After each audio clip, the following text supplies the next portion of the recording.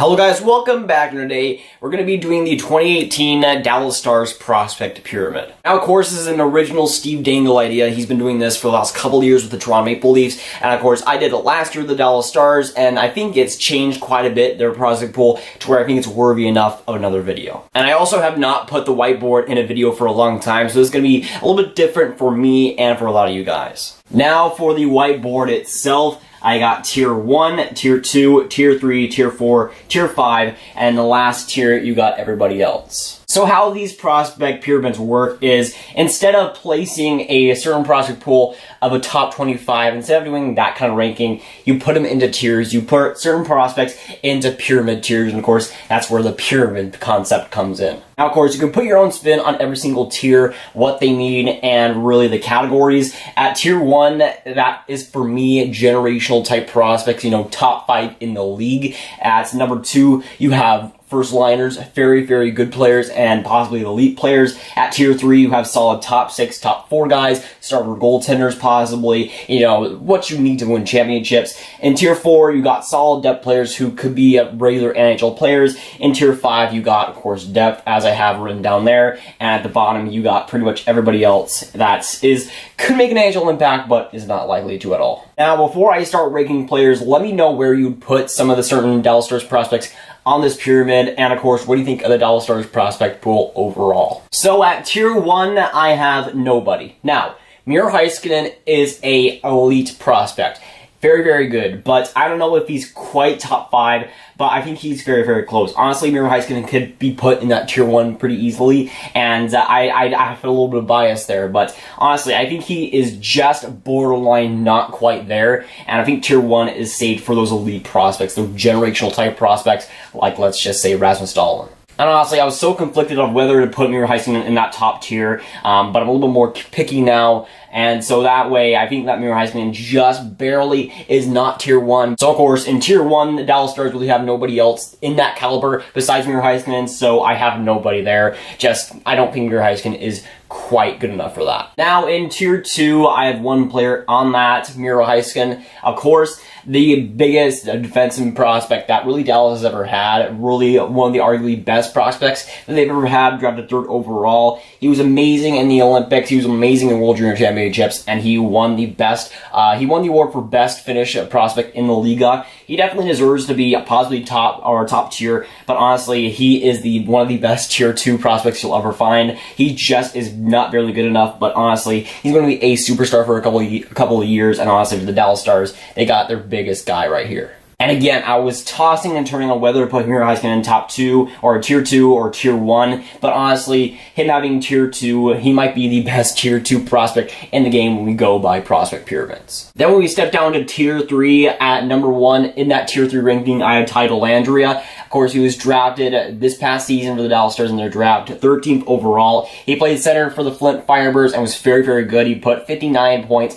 in 67 games. He's a young guy at age 18. He had a very solid World Junior Championships, being a point per game. He's honestly a very good player and a very solid pick. I don't know if I'd put him as high as 13th overall, but I still think that he has a solid future as a very, very great second-line center. I think that's where he will be. I don't know if he has first-line potential, but I think he could be one of the best second-line centers in the league. With Tyler Landria, I think he's going to play one more season in the OHL, and I think that this next season we're going to see him really bounce back, kind of like a Morgan Frost this past season, to where he had decent numbers in the OHL, but then he vastly improved in the point marker. And I feel like Tyler Landria, while not as talented offensively, I think will have a great season in the OHL, and then convert to likely the AHL, and then we'll have a nice NHL career. Another guy I have in my tier 3 rankings is Roope Hintz, a left winger who was drafted 49th overall in the 2015 NHL draft, but has done great things since then and has become one of the Dallas Stars' best prospects in my eyes. At age 21, the AHL, he was so good. He was able to do a lot with the Texas Stars and was one of their best playoff performers, leading them to the Calder Cup final, where he was still very solid. I feel like he could have a role with the Dallas Stars next season if he does well in training camp and preseason, but I do think he has a very, very good future as possibly a first liner, but I think that second line forward is the right spot for him. I think Hintz is a very talented type guy,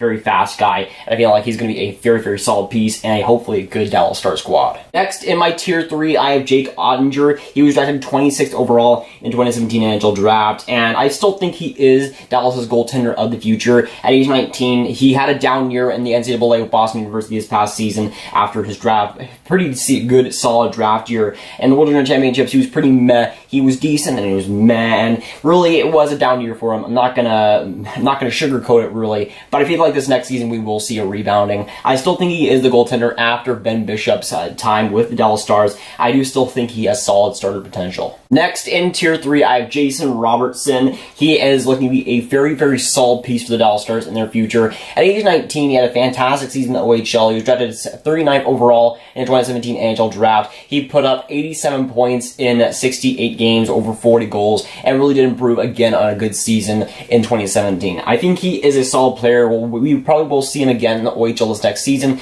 but I feel like he is a player that's going to progress a little bit slowly, but I do see him as a top 6 type player. He has great offensive skill and has done great since he's been drafted, and I think that he will be a solid piece in the Dallas Stars' future, believe it or not. And the last player that I have in Tier 3 is Denis Gurianov. I kind of debated putting him in Tier 4 because he hasn't done a ton since he's been drafted. He was drafted 12th overall in the 2015 NHL Draft. Of course, Russian at age 21. He hasn't done a ton since he was drafted. He had a solid year in the AHL. In 74 games, he put up 34 points. Not what you would like to see so far from that high of a pick, but I still think he has great potential as an AHLer. It's just he hasn't really put that together yet. To start off Tier 4, I have Colton Point. Now, he's gone a little bit under the radar this past season, but I think is one of the more better prospects, at least goaltender prospects in the league right now. He's very solid. He was drafted 128th overall in 2016 NHL Draft, but this past season in the NCAA, he was just astounding. In the NCAA with Colgate University, he played 33 games, had 1.74 goals against average,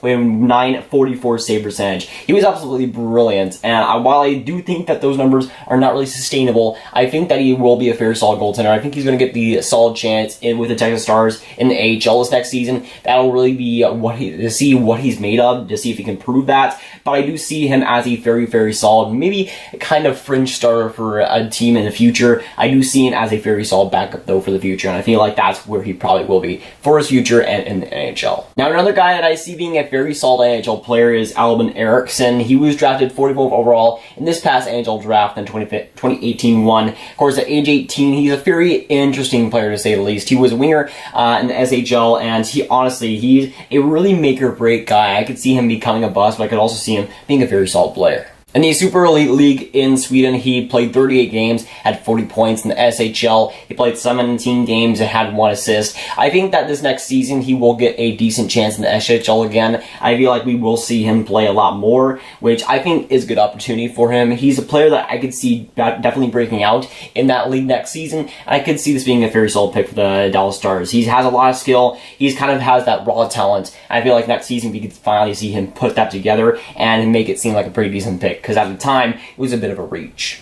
Another guy in my Tier 4 is Riley Tufte. Now, he was drafted 25th overall in 2016 NHL Draft, but I still do see him having serious potential. I think he does have that. And then the NCAA played pretty well at age 20. For me, for Riley Tufte being this low, it's for one simple reason. I think he's going to take a long time to develop because he just seems like that type of player. Now, in the NCAA with Minnesota Duluth this past season, he played 42 games, had 29 goals. He played in the World Junior Championships team for the USA team. He had 7 games played and 3 assists. He has a good, solid game, and I do think he has a good first-line potential. But to me, I feel like he'll have to develop his game a little bit. I feel like he's more of a project than some other prospects. I feel like he just has the game to where he's going to take a little longer than some other prospects, and that's okay because I do think he has serious potential. But I think we're gonna have to wait a little while before we see his name in the NHL. Now, another guy I have in Tier 3 is Jason Dickinson. Now, he's kind of making me worry a little bit in these last couple of years. At age 23, he was drafted at 29th overall in 2013 NHL Draft. He's still young, but I think time is definitely running out for him. He got a good opportunity in the NHL last season with the Dallas Stars. He played 27 games, had 2 points. He was kind of forgettable. He didn't get a lot of ice time, but he really was not allowed to play and really get his skills shown with Hitchcock as the coach. So he has a little bit of an excuse there. But this next season, if he doesn't do too much, especially with Montgomery as the coach,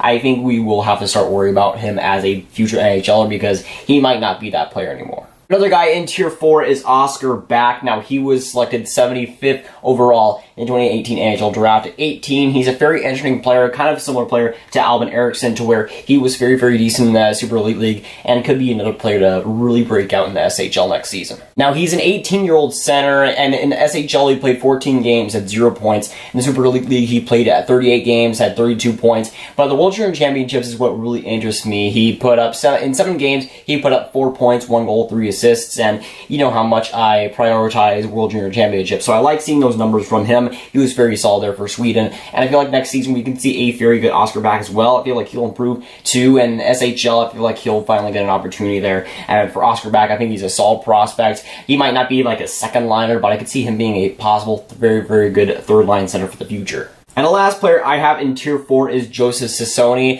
of the Dallas Stars, of course. He was drafted 133rd overall in the 2015 NHL draft. Defenseman this season at age 21, played for the University of Michigan and played very, very well on a pretty good team. In the NCAA, he played 40 games, had 27 points, and even though he was a pretty old defenseman, according to NCAA numbers, he was still very, very solid. And while he was on a good University of Michigan team with Quinn Hughes, I think he was one of the reasons why they were so good. He was a great offensive type guy, and I feel like there might be some concerns about his two-way game, but I feel like in NHL, I feel like he'll be a pretty good player. I feel like he's a very underrated prospect for the NHL and for the Dallas Stars in general. I feel like he'll be a possible top 4 guy for the future if all things pan out. Now we're down to Tier 5, the depth tier, and these are the players that I think are going to be decent NHLers, fourth liners, maybe top 6 defensemen, but not mainstay NHL players like I think all the rest are going to be. So these players are players that might have that AHL NHL splits for quite a long time. Gavin Bayreuther of the Dallas Stars. I think he was a very solid player for the Texas Stars, a defenseman. One of their younger players, maybe at age 25. You got Adam Sheahan, who was a former second round pick of the Florida Panthers. He was drafted 4th overall in this past 2018 NHL draft by the Dallas Stars. You got Brett Davis, who is a solid offensive forward piece for the Dallas Stars. You got Nicholas Kamano, who is a solid defensive piece. I think he played in the NCAA this past season, but was very, very good. You got Fredrik Karlstrom, who I think played in the World Junior Championships for Sweden this past season and was very solid. You got Rhett Gardner, who I think was in the NCAA. He was kind of an overage a little bit, but still put up decent numbers. You got Riley Damani, who was drafted, I think, in the 5th round in the 2018 NHL draft, and is a very decent spec coming out of Kitchener for the Kitchener Rangers. And you got some other guys. You got Tony Calderon, who was a very solid player. I'm pretty sure, I think that he was playing on Michigan or something like that, but he was very solid in the NCAA. You got Liam Howell, who was in the OHL, I think, for the Sault Ste. Marie Greyhounds. He had a very solid year, too. And the last player I'll mention is Curtis Douglas. I think he was drafted, in the 4th round this past season, the 2018 draft. He has some solid potential. He's a big guy. I think he's like 6'5", something like that. He's a crazy big bat guy, and there's a lot of solid depth pieces for the Dallas Stars. For me, they got that 1-star prospect, but they got a lot of solid complementary guys coming up through the system. And while they have missed the playoffs for quite a few years in the past decade, it is nice to put this prospect pool of very solid players and players that might not be superstars, unlike Heisman, but I feel will be very, very solid players. They got a lot of decent depth that will come through the systems. And of course, for Tier 6, you got at the bottom, everybody else. Now, there's some players that I could have put on here that were kind of overrated that I didn't want to put on there because they were kind of too old. Some players that just didn't qualify either. But all in all, I think the Dallas Stars have a very solid prospect pool, of course, led by Miro Heiskanen. But you got some good complementary guys who will become good NHL players, and some guys that could surprise. I could see a couple of these depth guys in Tier 5 becoming solid NHL players because some of these guys